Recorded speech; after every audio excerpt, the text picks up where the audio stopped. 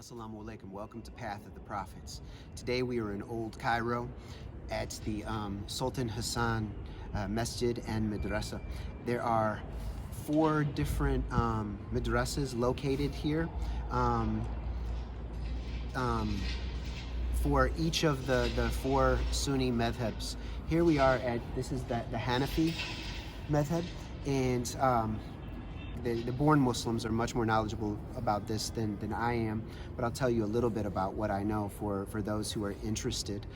So the Hanafi is the biggest school of fiqh practiced widely throughout the Muslim world. You will find it in the former Ottoman holdings of Southeast Europe, of Anatolia, what is now currently Turkey. You will find it prevalent throughout the stands in Central Asia, so Uzbekistan, Tajikistan, Kyrgyzstan, Kazakhstan, Turkmenistan. You will find it prevalent in Chinese Turkestan. I think it's called Xishan now. I apologize if I'm mispronouncing it, but it's Chinese Turkestan.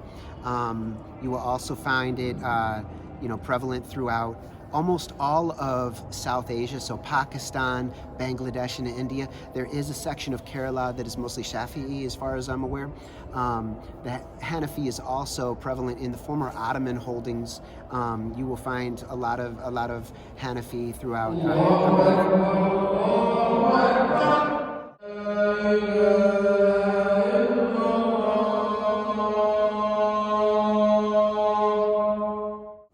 Just wanted to let the call to prayer finish as we ready to pray. So anyway, this is where the Hanafi students would be taught.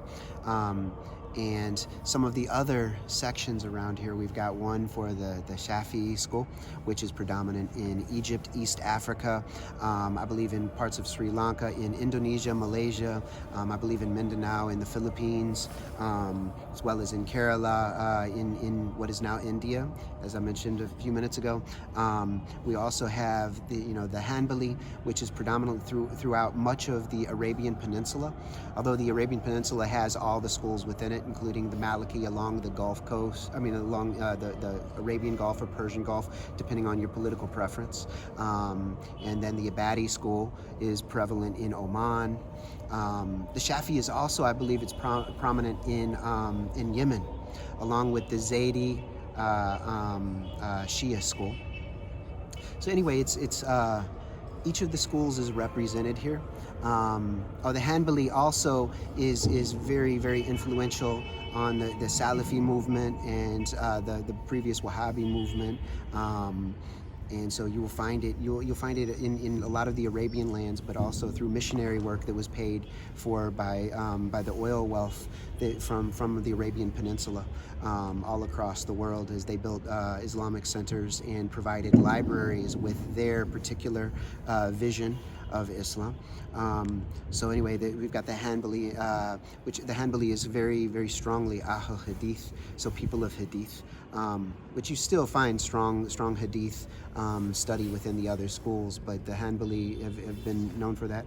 And they have a different kind of creed, the Athari creed, which is different from the Ashari, which is prevalent among the Maliki and the Shafi, according to my understanding, and the Maturidi among the Hanafi. Also, one other thing is the Maliki school is prevalent throughout North Africa, West Africa. It is also in like I said, in the Arabian Peninsula along the Gulf area. All the schools used to have strongholds in the Hijaz. That is currently not the case, as far as I know. But correct me if I'm wrong. Because there's been more of a Salafi tendency, but things may change soon, and the pendulum may swing back. You never know. And so anyway, so I just wanted to share a little bit about the various madrasas, the schools where people would come and learn, where students would come to study all the different aspects of the Islamic sciences related to, grammar, syntax, linguistics, Quran recitation, and like history, learn about Hadith, and all the technical aspects of Quran and Hadith.